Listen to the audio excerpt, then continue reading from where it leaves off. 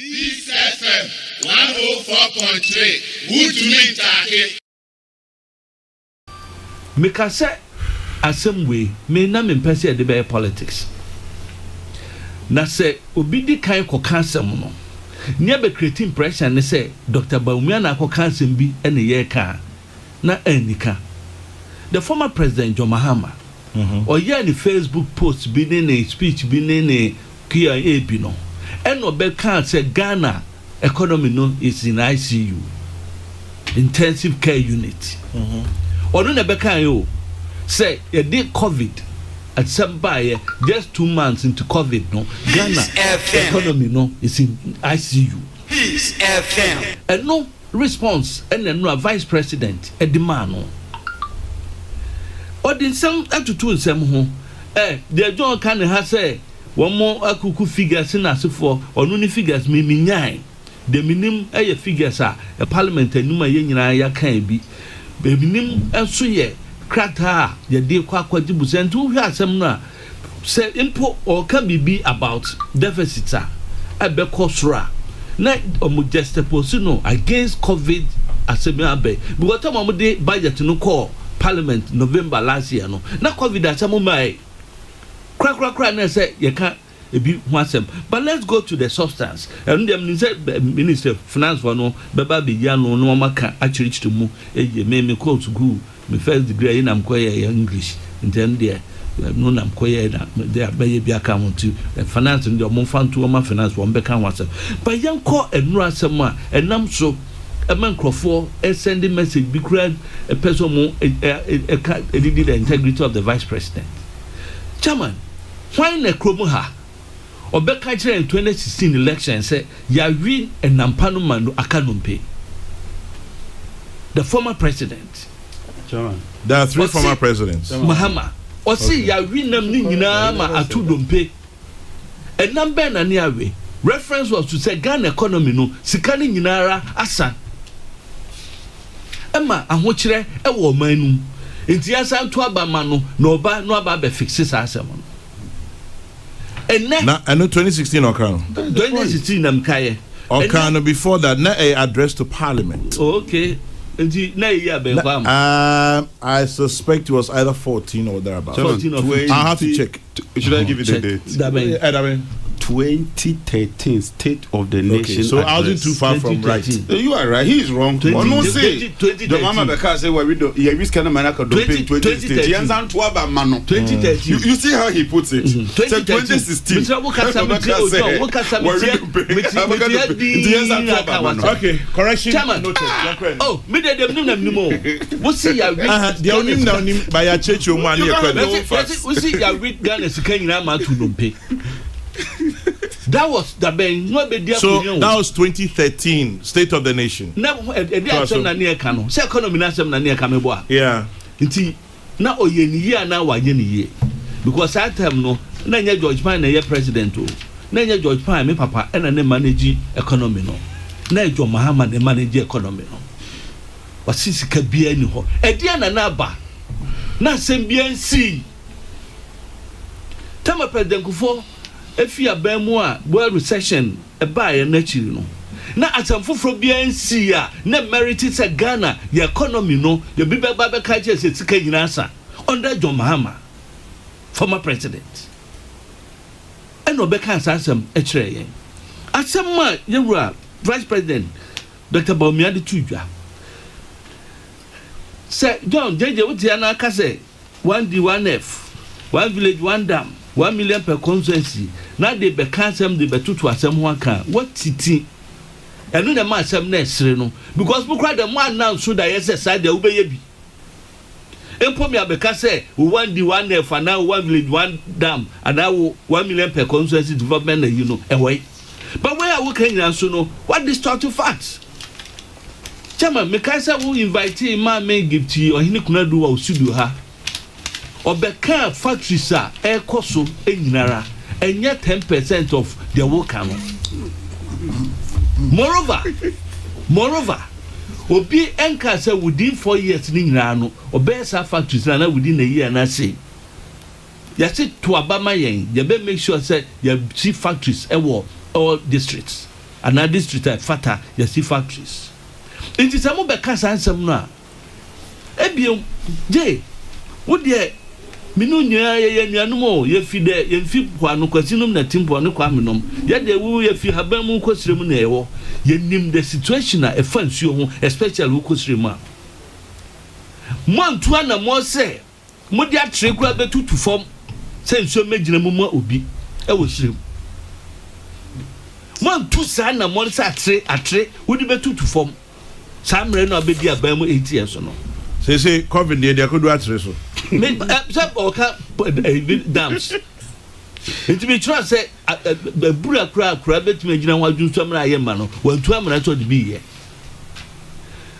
ya ka ensem ya see crisis abano chairman enna ye ka say US aban also okopebo san $3 trillion e dey be supporting economy me boa International Labour Organization or see about 1.20 billion people across the globe are going to lose their jobs because you reduce labor hours and work hours. And you know, a crisis can see Emma. You are see. Yeah, quick one, Empacho. Okay. What Ghana specific? No. I was just checking the outline about State of the Nation 2012. 2013, but then it means it was about the economy in 2012. When he was voted into office. Yes. So it was delivered Mm-hmm. February 2013. Yes. About the state of the economy 12. Yes. Okay. Akoma Pine, and you're an president. Na John Mahama, and a president. And no be onuna win in America no be. That's the bottom line. Chairman, we share the Eco Ghana specific. And now me no kasa. When the JR for D in Como last 2 weeks, you know, one more my who the dire situation of Ghana, FA revenue generation. Manufacturing sector. Obi biara there are TUC panin money no kasa or try in labor front effect of COVID. Now we share on Maya senka 10 cities near Benya in normal times are yenya 1 city. No one lose 9 cities.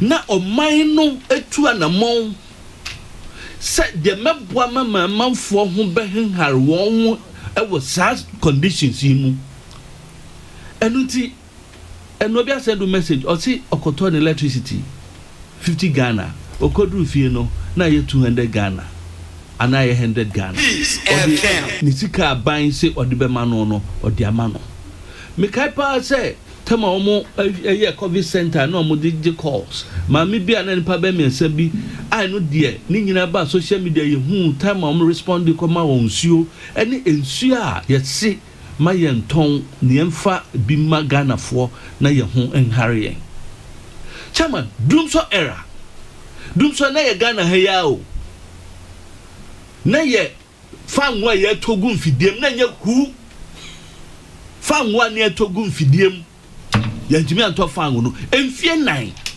emergency situation ye di fie 9 na di resolve samre no woman e cry generators no chama momo kotobio mo ba ye mam waiver say a situation a crisis intino ye mam tax waiver bi na mo fa membo economy no it never happened. It never. Local IPPs local power producers no obi ama wo mo incentives biara. You have a government they won't tree yen nyama no nko said ye hwe no enam COVID nti enso abo modern say we yi sika over 600 billion Ghana cedis say small scale enterprises ye fan kuchi wo mo. Apart from that across and sample na we beba no wonim under 1D1F any simulation ye di ma won through Yera Alanche Martin Masoye sikam jamema industry womufa enye adwuma. Then also enra woni panifo di nkomo pharmaceuticals wɔn bɛka gaban nhyehyɛ through Exim Bank support ɛdi ama wɔn sɛ yɛbɛnya duro bi a yɛn ankasa bɛyɛ ne ha ne yɛde bɛ so because ɛsɛ ayɛ kɛn nipa obiara kɔ World Bank na akɔgye nnuro no obiara ho ɛkyerɛ no nti sɛ wɔn ankasa sɛ de astate PPE sɛ yɛ no hanom no sɛ wa nya wo deɛ no wan fa amoa ho na bi nso ametobia ho bɛkyerɛ papa adnamo we abayatu yemisa sɛ dum sono bae no anamo bɛn ɛne etuye the best anamo etimi tuye ne sɛ ye bedum kanea nkranfa ne asofa anamo a etimi tuye no sɛ okoto fangu dia begu fidiem na fidie gina so na banya kanea chama me se me kai pa sɛ me call station baako ye best start show ɛna wɔn kanea foin wɔn kɔso wɔn generator foin station no that day wɔn billboards wɔn adverts nneɛma a wɔn kɔso nyinaa kanea ne duma no pa nɔnso mpa mu no wɔn nya kanea 1:30 p.m. hwɛka wɔn bɔɔyɛ ɛnyɛ wɔn nko mu nyinaa you were affected other industries meaning wɔn close down wɔn factories because they couldn't get power na ɛna yɛ kasa mo si yɛ ma aduane ɛyɛ nukre. Me, I was very much involved in that operation. Meaning the course so na me hu Ghanaians bi num so situation a wo mu ampa. Enti chairman say Champagne. Samre no na enema kitinkiti bi mpo wantimi anye. Vice President kan o say allowance is a dima teacher for and nurses for anu amu kosuku. Satem no na COVID in my na we are seeing someone say na BBNC would there was what build this stabilization you couldn't pay those allowances. You couldn't pay those allowances, which is a fact. Want me interventions are ye dia begum ho ena ye. Notwithstanding the situation na ekosu wiase. Wo mo aban ba so. Na any opportunity. Enti question is say, wo see answer for man in sha wonsa biem. Na bebu ban no. Ya bisa simple question. Ye ko bisa question kiti we no a crash for a coat any yadi encyclopedia so and your question no simple question as 30 seconds a year no now the yami yani say in all of this and this for new opportunity so more cancer criticism that room pop one solution one more five not and yenya PPEs a be any day obi asojati say yemma Ghanaian industry enye yen aban otiso na ne hu say obe support Ghanaian industries e mo mapa PPEs taskis asema ye kan wo mo do am proposal akoto abanim eno wo kan sem come be the message be by or seeking temporal so they need about $30,000 you rightly say yes they should refer to the appropriate quarters I know some benya samoa no mudi aye enti ekoba enanu asem ene na asem no ye de beto to ho ampa Martin ye de bet kwame ye de asem no beto to ho ne ye beka emagana fo hu se na nado dan kwakufu ado oni na MPP aban aho kire abawiase nyira no wo mu gina brand ye ne pa bebo my Ghana obi ntimi nye miso kwama no ne Bloomberg TV na sefo kohwe edimpa wo mo bo Ghana eni Ghana aban na ye timu no wonder Bible cracker or say Champagne ni krom for mpenasem in fact we didn't need Bible in fact okay me my example I'm saying kwanse ni bia we didn't someone in our Bible but Champagne dey need Bible in fact you got me one better sir but me say Ghana for dodo no pimpim no a etie yen wo nim de ekoso no wo na be the right judges are wo beka Champagne my man that say quick This FM 104.3 Good to me Take